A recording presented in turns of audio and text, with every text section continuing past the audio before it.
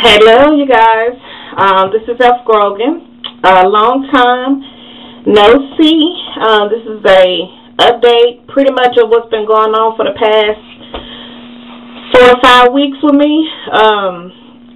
I am scheduled to have my baby in the morning by C-section. I'm 37 weeks and 2 days. I've been on bed rest for quite a while, for about 2 months, and it's not helping. My blood pressure is constantly going up, and I'm not dilated that much, and so it's just best, I guess, for me and Robert that we go ahead and deliver him. Of course, I wanted a vaginal delivery, but, you know, it's not going to happen this time. So, y'all just be prayerful that Robert and I come through successfully in the morning with the C-section. I've been at home every day. I might go to the store maybe once a week, if that much. Just to get out the house and do something, but, you know, for the most part, I've been home, which ain't been bad. I ain't tripping. I do plan on breastfeeding as I did with my other children. With the C-section, I don't know, like, all of this is about to be new to me. I've never had an epidural. I've never had a C-section. I don't know how that affects breastfeeding, if I'm going to be hurting, I don't know. But, you know, I'm going to make it happen. Let me see. For the most part, I've been taking it easy. I just came from the doctor, so I signed my consent form to come in the morning at 5:30. to get admitted and stuff, and I'm going to have my non-stress test, and then at 7:30 is when the C-section is scheduled to take place. So hopefully, you know, everything goes well, and I'm nervous. Like I said, he's coming about 2.5 weeks early, so I'm nervous about that. I hope he is, you know, fully developed enough. When they say 37 weeks is full term, but, you know, some babies have jaundice and some breathing issues and stuff like that. But I'd rather take that risk versus keeping them in there longer than we need to, especially with my blood pressure. So I have been in this nesting, what they call nesting phase. I've been very territorial for the last couple of weeks. And what I mean by that is, like, everything got to be in order.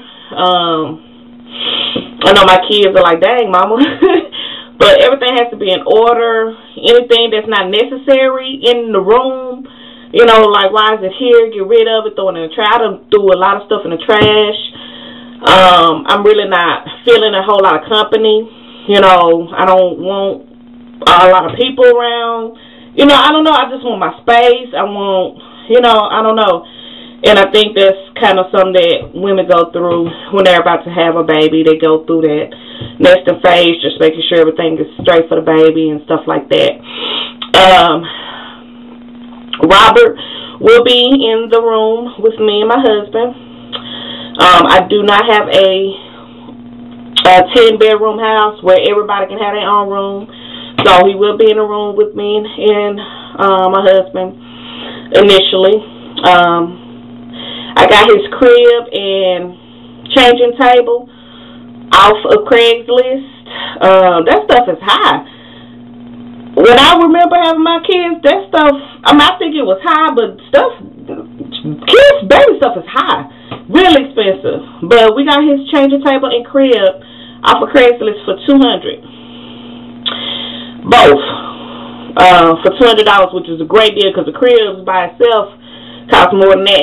Changing table costs $200. I mean, it's crazy, but I like it. I'm gonna show you guys his crib and changing table. Okay, this is the crib that I got. It has a little drawer at the bottom, right down there. That's a pull-out drawer. It's one of the ones that this part lets down, but I don't know how to do that. And this is the kind that turns into a day bed as well as a twin size bed, and that would be the headboard right there when we change it. This is it. My girl Tisa from Grown Women International, she gave me this blanket and the matching mobile to go with it when she came to my baby shower. And this is the matching changing table. Has a drawer. Has some of his things in it. And towels and other outfits and stuff. And his diapers and all that. So he'll be over here in this little corner initially. And that's his diaper pail. Well, yeah, that's it. But I thought that was a great deal for $200. And it has a nice little crib and changing table. Okay, so yeah, that's again, I thought that was a real good deal for $200 for both of those. Lady was real nice. Stuff still looked brand new. She had everything in the plastic, and it's real nice. I will be doing as much of a detailed video. I didn't record anything from my previous deliveries. I recorded when we was getting ready to go to the hospital, but nothing when we was in the hospital. And I want to have that experience at least one time, so hopefully my husband will be alright enough to record. Like I said, y'all know this is his first child. He's about to be 34, so he should be he should be ready for this. But I know it's a lot of nerves going on with them and stuff like that. But I'm gonna try to share as much detail of the delivery and all that with you guys. And I'm excited. I'm ready. I am so ready. So I'm gonna try to get so much rest today. I've already packed his bag. I still haven't packed anything of mine yet.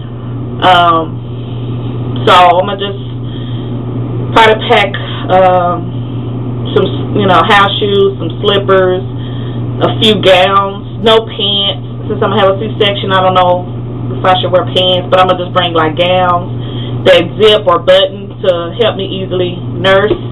A couple of nursing bras, nursing pads, stuff like that. Definitely some extra pads for bleeding and stuff. Soap, lotion, the whole thing. So, y'all, thank you so much for all of your prayers and your encouragement and, sticking with me through this thing. And we have come, praise the Lord, to the end of this journey. And I think I'm done.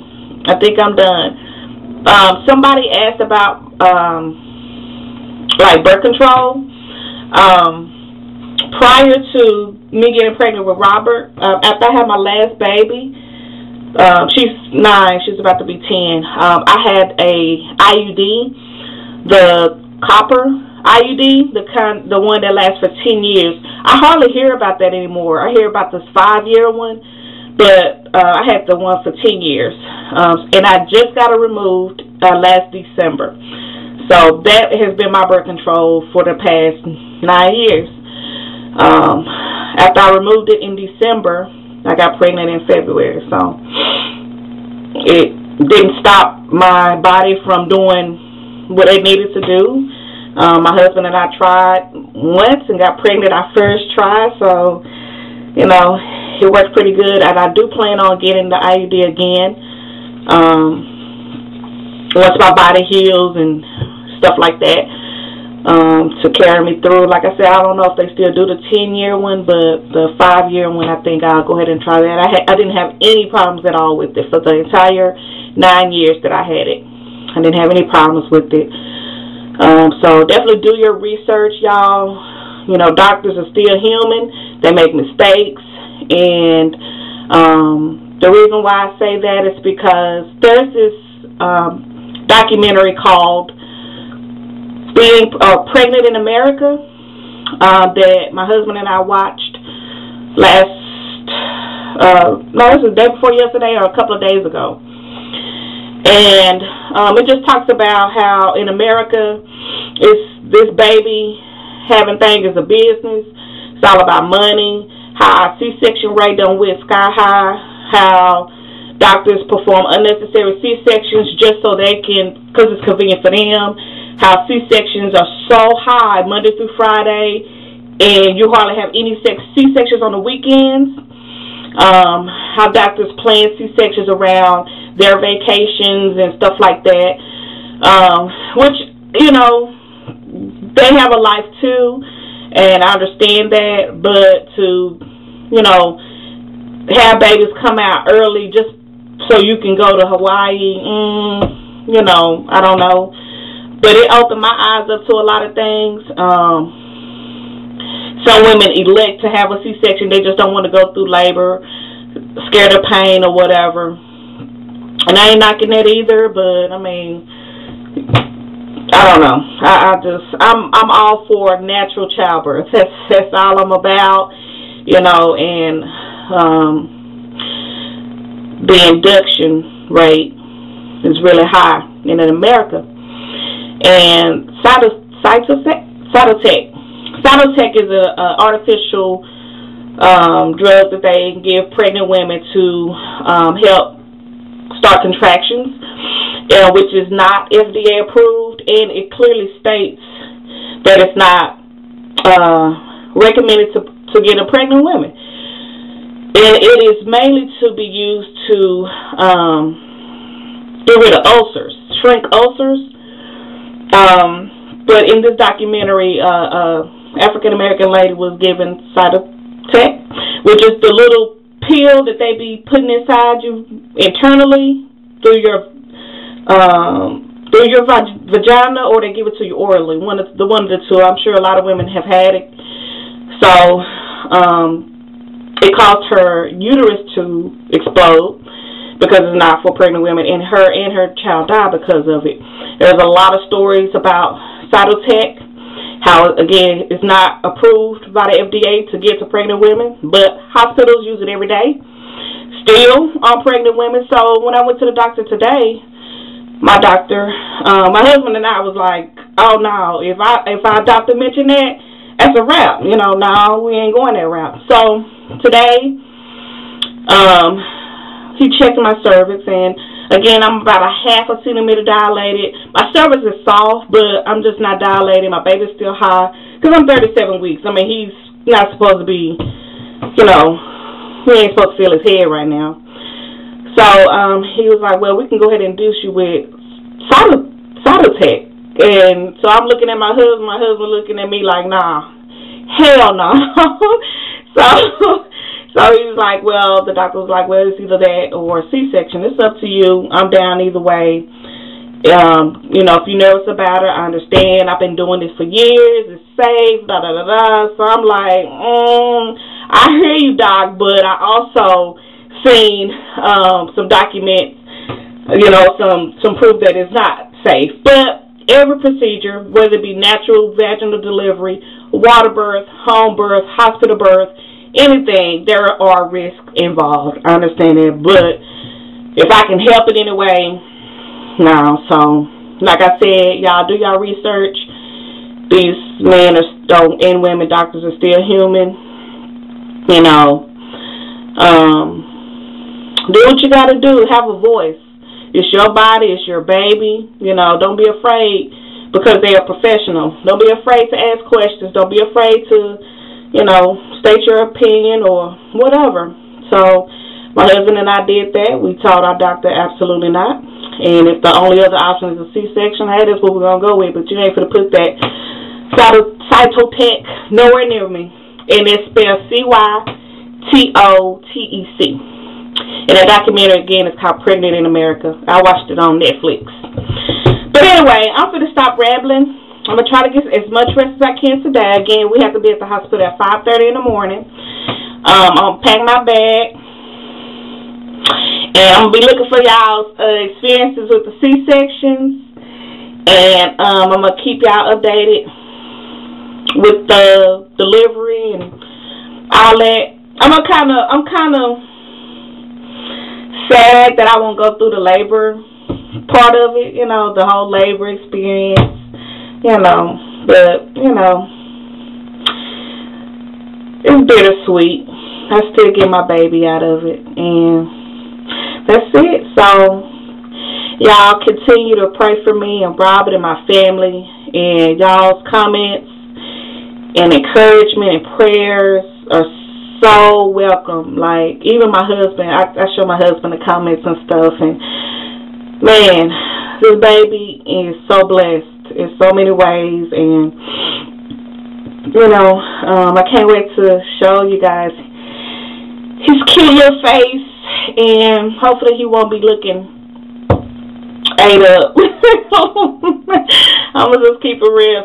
Some babies don't be looking too right when they first come out, but then they'll get their skin tone and all that, but who knows? We'll see tomorrow. Again, y'all continue to pray for me. I'll pray for y'all. In the next few days, I'll be showing my little baby and sharing this C-section experience with you guys, okay? I'll talk to you in the next video. Bye.